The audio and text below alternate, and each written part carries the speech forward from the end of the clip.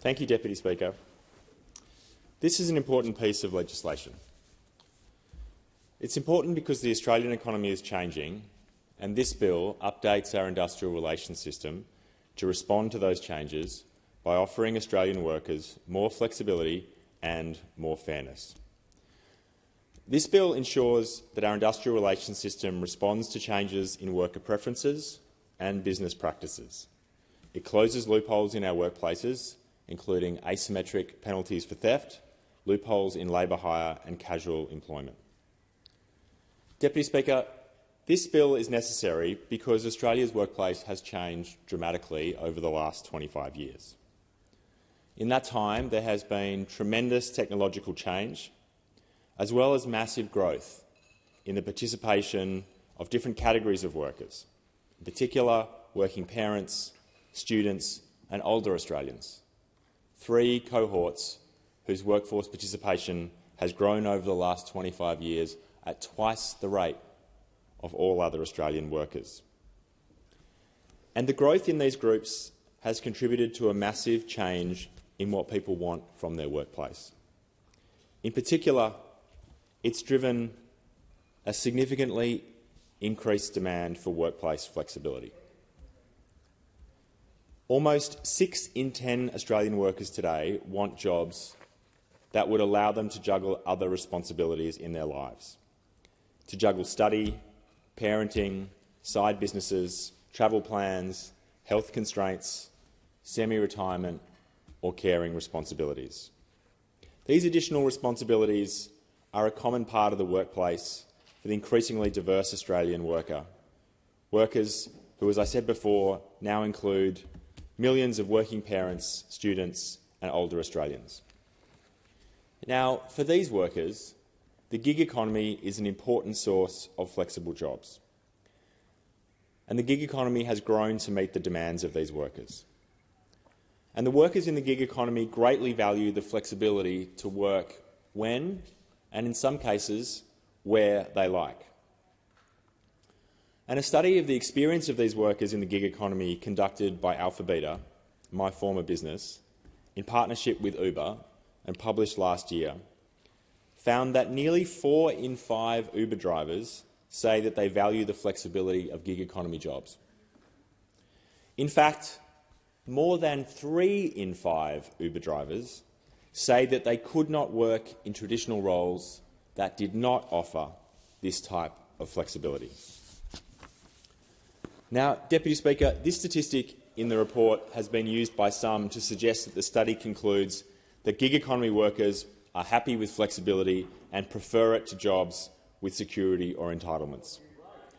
But that's not the conclusion of the report at all, Deputy Speaker. Yes, Uber drivers do value flexibility, but they do not believe that it should come at the expense of security, safety or entitlements. These Australian workers don't want flexibility instead of protections. They want flexibility as well as protections. And flexibility is important to gig workers because many of them have chosen this type of work to accommodate other priorities in their lives. Nearly 2/3 of Uber drivers have other jobs. Half have significant family caring responsibilities. 15% are developing their own business. 10% are studying and 6% are semi-retired. And flexibility enables these people to manage work around other priorities in their lives.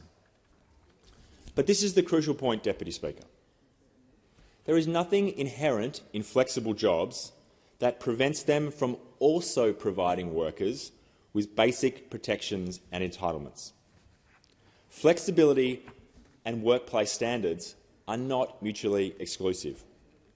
And gig workers don't believe they should be forced to choose between flexibility and basic entitlements. The same study found that while most gig workers appreciated flexibility, they were less satisfied with the pay and conditions of their work. Hourly pay rates for Uber drivers were highly variable. On average, drivers earned above the minimum wage, but many workers earned less, or more than that average, based on when they work. For example, you earn more if you work on weekends, at nights and in peak months, or where they work. You earn more if you work in busy areas around city CBDs. And workers in the gig economy also did not understand why they must forego rights and entitlements that come with traditional employment. Most gig economy workers have no sick pay, no parental leave, no minimum hourly pay and no superannuation.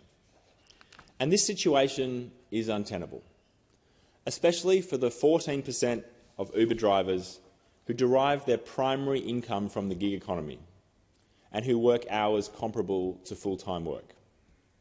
These workers are effectively employees, just without the rights and entitlements that are normally attached to that employment. And this is the issue in Australia, Deputy Speaker. We have enormous growth in preference for jobs with flexibility and security. That reflects the changes in our modern workplace and the increasing demands on workers juggling a range of different responsibilities in their lives. They want flexibility and they want security. But unfortunately, the Australian economy is not generating enough jobs with these two traits. Since 2008, the number of jobs that have both high security and high flexibility has increased just 5%, despite rapidly rising demand for them. And there's been slow growth in jobs with high security and low flexibility. Those jobs have increased just 3% since 2008, due in part to the decline in occupations such as factory workers, which are down 13%, and machine operators, which are down 6%. Now, unfortunately, the fastest category of growth in the Australian labour market has been in jobs with low flexibility and low security. These jobs have increased by 29% since 2008, many times faster than jobs with high security and high flexibility. And this is in part due to the growth of occupations such as carers and aides, which is up 66%, and hospitality workers, which is up 41%. Our modern workforce is crying out for security and flexibility to manage their lives, but the economy is giving them jobs that have neither. And to support our modern workforce, Australia needs to urgently create jobs that do give Australians both flexibility and security. And this legislation does precisely that. It accepts the flexible work practices in the gig economy, but it adds basic standards and protections to them. The gig economy has grown to cover passenger transport, food delivery, healthcare and many other industries. And it has created many positives, including flexible job opportunities and attractive customer propositions. But it is time to ensure that gig work comes with the securities and benefits that are fundamental pillars of the Australian industrial relations system, and that this type of work reflects Australian expectations of what it means to work in a fair environment.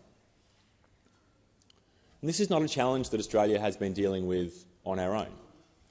Many jurisdictions around the world, including France, Britain, Canada and several states in the United States, have already changed the law to provide more rights to gig economy workers or to create new categories of employment for dependent contractors. And the Albanese Labor government is moving too. This government is committed to modernising Australia's workplace laws to deliver jobs that are both flexible and secure. And in the gig economy, that means ensuring that workers are entitled to appropriate minimum standards and protections, to take jobs that already have flexibility and retrofit security into them. Because Australian workers should be able to access flexible work without foregoing entitlements.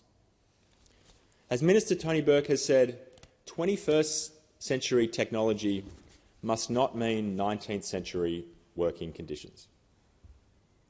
Deputy Speaker, our friends in the union movement, members on this side of the House, we come from a long tradition, a tradition that stretches back hundreds of years in building a fair workplace, fighting for an 8-hour day, providing people with decent pay that can support a family, enabling basic protections, all the way from the provision of the weekend to the delivery of paid family and domestic violence leave just last year. There is a continuous thread of where this side of the House has sought to improve the Australian labour market, make it a more just and hospitable place for working people. But the technology changes associated with the gig economy threaten to wipe away those centuries of progress, to take us back to an era where there was no holiday pay, there was no minimum pay, there were limited protections and basic safety standards. And, Deputy Speaker, the opposition doesn't want this bill. They didn't support that 2 centuries of progress, and they're happy to see technological change erode that progress in the gig economy, to create a new class of workers that have none of the protections that have been built over centuries of struggle. We can't allow that to happen. And that's why this bill strikes a balance between flexibility and fairness. I commend the Minister for taking such a sensible and practical approach to modernising our workplace laws. I acknowledge all the unions, especially the TWU, and business groups and community groups that have contributed to the development of this legislation. This legislation will ensure that in one of the fastest-growing areas of our economy, an area that is creating more and more jobs, that is bringing more and more workers into the labour market, that is providing flexibility that in many cases is badly needed, ensuring that those jobs don't take us back 2 centuries ago before we had basic protections and entitlements. And by doing so, this legislation fills the great demand in the Australian economy to create jobs that are both flexible and secure, that give people the ability to juggle all of their outside work responsibilities without having to give up basic protections and entitlements. That's why this bill is so important, Deputy Speaker. That's why it is such a step forward for this country and why it responds to the demographic and technological changes of the last 25 years. Now, in addition to the gig economy, the government's Fair Work legislation amendment bill also closes a range of other loopholes in Australia's industrial relations system. Firstly, it ends the asymmetry of wage theft, an asymmetry that meant that a worker stealing from a boss is committing a criminal act, but a boss stealing from a worker is not. And we've seen over recent years, time and time again, cases of wage theft right across Australia, right across many different industries, where wage theft in the millions, widespread, in many cases intentional, in many cases systematised, has gone unchecked. And this bill makes the intentional underpayment of wages a criminal offence. Of course, employers who make genuine mistakes will not be prosecuted, but those who do will face the appropriate and symmetric penalties that their workers face if they commit similar acts. This bill also closes the casual employment loophole, ensuring that the 2.5 million casual workers across Australia and the 32% of them who are on regular work patterns have another avenue towards changing their employment status, enabling them, if they've been working on regular patterns, to be offered a conversion. It also closes the labour hire loophole. And for many companies, sure, there is a legitimate need for labour hire, but in those instances where labour hire is simply used to undermine wages and protections, this bill closes that loophole. Deputy Speaker, this is an important piece of legislation for Australia. It responds to changing demographic trends over the last 25 years. It responds to changes in technology, consumer and worker preferences. It updates our industrial relations system to provide flexibility and security for Australian workers who badly need it, and it closes loopholes to make our system fairer and more just, and I commend it to the House. I thank